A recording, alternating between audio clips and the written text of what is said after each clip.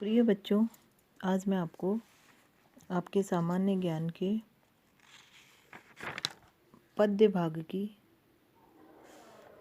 कविता की व्याख्या समझा रही हूँ। जैसा कि मैंने आपको पहले भी बताया, आपके इस प्रश्न पत्र में 50 नंबर की व्याकरण आएगी और 50 नंबर में को 2 भागों में बांटा गया है, जिसमें आपकी 2 पुस्तकें चलेंगी, एक गद्य संकलन और दूसरी पद्य संकलन। पद्य संकलन का पहला पाठ भारतेंदु हरिश्चंद्र द्वारा लिखा गया है, जिसका नाम गंगा अवतरण है। भारतेंदु द्वारा रचित यह कविता बहुत ही महत्वपूर्ण है। भारतेंदु आधुनिक काल के श्रेष्ठ गद्यकार और कवि हैं। आइए इन पंक्तियों का अर्थ हम देखते हैं।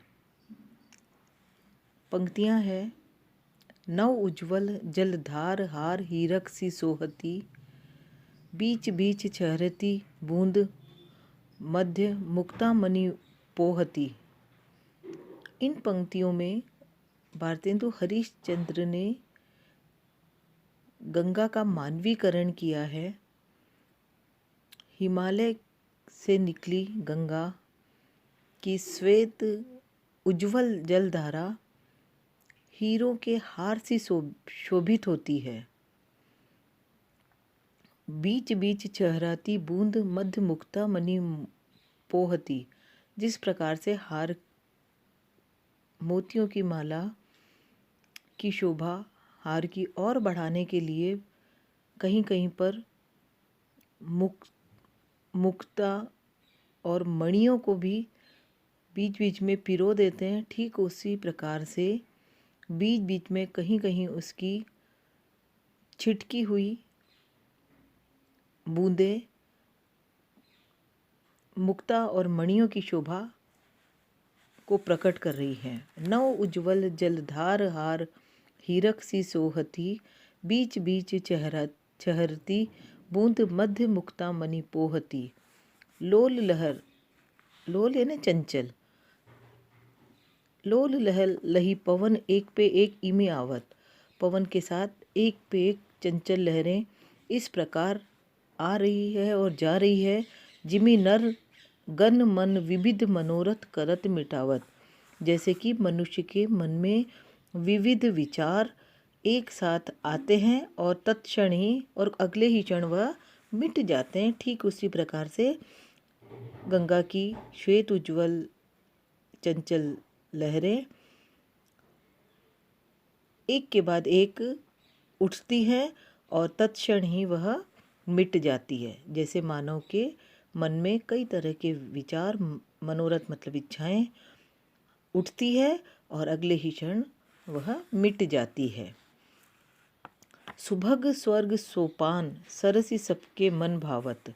जिस प्रकार स्वर्ग की शोभा को देखकर मन आनंदित हो जाता है, ठीक उसी प्रकार से गंगा की धारा को देखकर स्वर्ग के दर्शन के आभास हो जाते हैं। दर्शन मंजन पान त्रिविधि भय दूर मिटावत।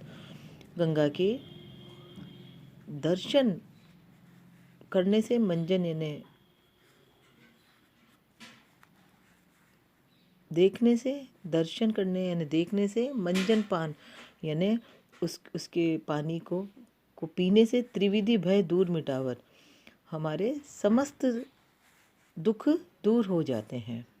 श्री हरिपद नख चंद्रकांता मणि द्रवित सुधारस, ब्रह्म कमंडल मंडल भव खंडन सुर सर्वस। श्री हरि विष्णु जी के गंगा के पद नख से निकली हुई यह गंगा अमृत के समान प्रतीत होती है। ब्रह्म कमंडल मंडन सब खंडन सुर सर्वस। और इस प्रकार से गंगा या फिर ब्रह्म के कमंडल से निकली हुई प्रतीत होती है, जो समस्त सुर अर्थात ईश्वर भगवान के सारे दुख का हरण कर लेती है। इस प्रकार से भारतेंदु ने अपने गंगा अवतरण नामक इस काव्य पाठ में, इस कविता में गंगा की उदारता, उसके सौंदर्य, उसकी आकृति के बारे में विभिन्न उपमाएं दे देकर और गंगा के महत्व को प्रतिपादित किया है। भाषा इस काव्य की खड़ी बोली हिंदी है। मधुरी नौबत बजत कहूँ नारी नर गावत, वेद पढ़त द्विज कहूँ जोगी ध्यान लगावत। इस गंगा के चारों ओर कर्ण प्रिय नौबत बज रही है, अर्थात मंदिरों में घंटियां नौबत बज रही है। कहूँ नारी नर गावत, और कहीं कहीं पर नर और नारी भजन कीर्तन गा रहे हैं। वेद पढ़त द्विज कहूँ, और कहीं कहीं पर ब्राह्मण लोग, द्विज मतलब बच्चों ब्राह्मण, वेद पुराण का पाठ कर रहे हैं। जोगी ध्यान लगावत, और कहीं कहीं पर योगी साधु संत ध्यान लगाकर बैठे हुए हैं। हिमालय के आसपास कई तरह के योगी हमको बैठे हुए दिखाई दे सकते हैं। इस प्रकार से गंगा के आसपास के वातावरण का पंक्तियों में वर्णन हो रहा है। कहूँ सुंदरी नाहत नीर कर जुगल उछारत, और कहीं कहीं पर सुंदर नारियां गंगा के जल में अपने दोनों हाथों को कर यानी हाथ, जुगल यानी दोनों को उछालकर गंगा में स्नान कर रही है। जुग अंबुज मिली मुक्त गुच्छ मनु सुच्छ निकारत, ऐसा लग रहा है कि मानो गंगा की धारा में अंबुज मतलब कमल मिल गया है, कमल खिल गया है। गंगा की सुंदर स्वच्छ धारा में कमल खिल गया है। धोवत सुंदरी बदन करन अति ही छवि पावत, अपने मुंह को हाथों से धोती हुई सुंदर नारियां गंगा में ऐसी प्रतीत हो रही है मानो शशि यानी चंद्रमा अपने कलंक को गंगा की धारा में धो रहा है। वारधि नाते शशि कलंक मनु कमल मिटावत, अपने कमल रूपी हाथों से नारी के मुख को, यहाँ पर चंद्रमा कहाँ है स्त्रियों के, तो चंद्रमा रूपी मुख के कलंक को अपने हाथों से मिटा रही है। इस प्रकार से गंगा की छवि का अत्यंत सुंदर वर्णन कवि ने अपनी इस कविता में किया गया है। बच्चों, कविता को लिखने के पहले आप इसमें सबसे पहले प्रसंग लिखिए कि प्रस्तुत पंक्तियाँ हमारी पाठ्य पुस्तक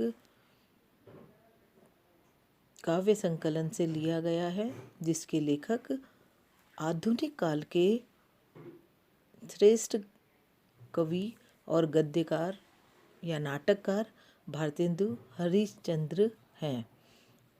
फिर संदर्भ में लिखना है। इन पंक्तियों में गंगा के सौंदर्य का वर्णन बहुत सहज सरल भाषा में कवि ने खड़ी बोली में किया गया है, और उसके बाद में यह अर्थ लिखकर अपने अर्थ को पूर्णता प्रदान करना। धन्यवाद।